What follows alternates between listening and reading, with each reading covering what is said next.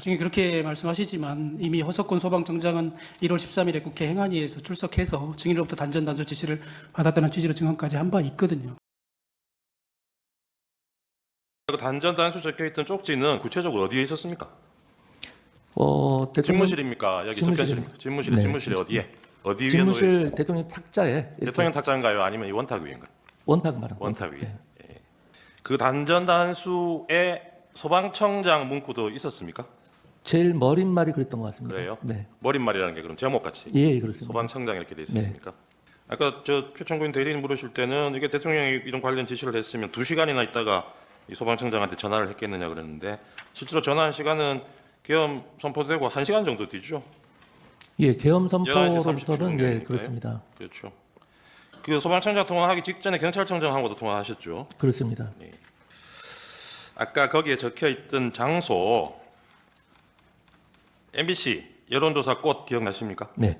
또 뭐 있었습니까? 한겨레, 한겨레도 경향신문, 있었던 것 JTBC 같고요. 맞습니까? 뭐 대충 그 정도였을 겁니다. 예, 이런 장소에 아까 출동 안 한 걸로 알고 있다 그러셨는데요. 네.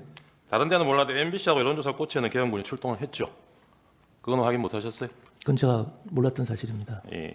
여론조사 꽃에는 거기 계엄군 출동해서 한동안 머물렀고 MBC 쪽으로도 출동을 가다가 계엄 해제되는 바람에 돌아왔다고 그럽니다. 그런 내용은 확인 안 해보셨나요? 네, 그런 거 잘 모릅니다. 예, 제가 다시 한번 읽어볼게요. 증인과 관련된 부분입니다.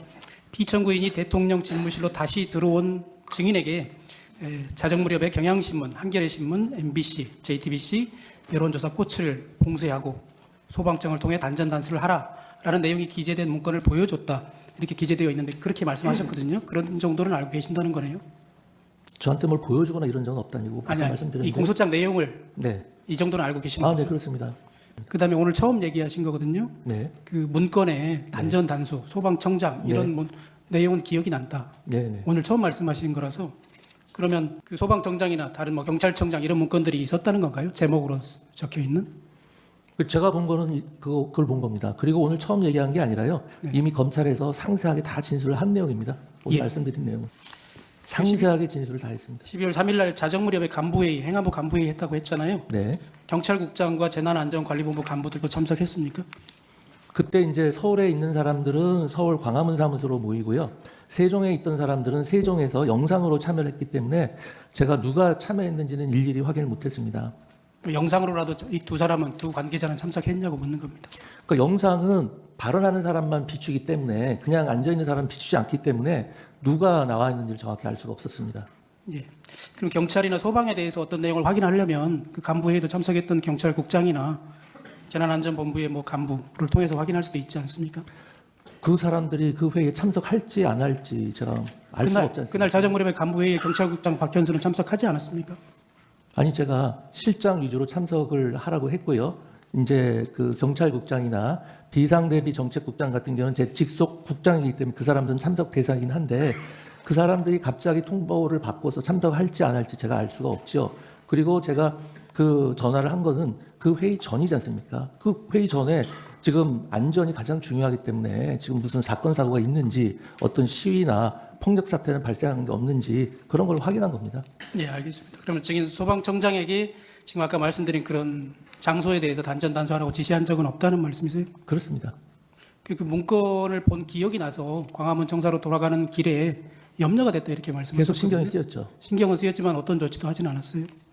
제가 뭐 그걸 보고 조치해 그 문건이 어떤 문건인지도 모르겠고 어떤 맥락에서 작성된 건지도 모르고 대체 그게 뭘 하자는 건지도 몰랐습니다. 그러면 소방청장과 통화할 때 그 문건에 적혀 있는 내용에 대한 우려라든가 이런 걸 전달한 바가 전혀 없다는 말씀이신가요? 소방청장한테는 그렇게 얘기를 안 했는데요. 소방청장과 무슨 얘기를 했는지는 제가 검찰에서 상세히 진술을 했습니다. 다만 문제는 뭐냐면은 제가 국회에서나 이 자리에서 자세히 소방청장과의 대화 내용을 밝히기는 어려운데요. 왜 그러냐면은 현재 지금 이게 수사 중에 있고 이 소방청장과의 대화 내용 부분은 이 사건 탄핵 심판 사유하고 관련이 없다고 저는 판단하고 있습니다. 그리고 무엇보다도 이렇게 공개된 장소에서 제가 구체적인 사실을 진술을 하게 되면 소방청장에게 가이드라인을 준다 혹은 소방청장의 향후 진술에 영향을 주려고 한다라는 오해를 받을 수가 있기 때문에 더 이상 자세한 내용에 대해서는 제가 답변드리기가 좀 곤란하다는 점을 좀 양해해 주시기 바랍니다. 지금 그렇게 말씀하시지만 이미 허석권 소방청장은 1월 13일에 국회 행안위에서 출석해서 증인으로부터 단전단조 지시를 받았다는 취지로 증언까지 한 바 있거든요. 그 내용 보도를 통해서 보시지 않으셨어요? 제가 일부를 봤는데요. 제가 기억하고 있기로는 뭐 지시하는 뉘앙스였다. 뭐 이렇게 표현을 애매하게 하시더라고요. 그래서 어쨌든 제가 지금 소방청장과 누구 말이 옳으냐 그르냐 이런 것을 지금 말씀드릴 계제는 아니라고 생각합니다. 예.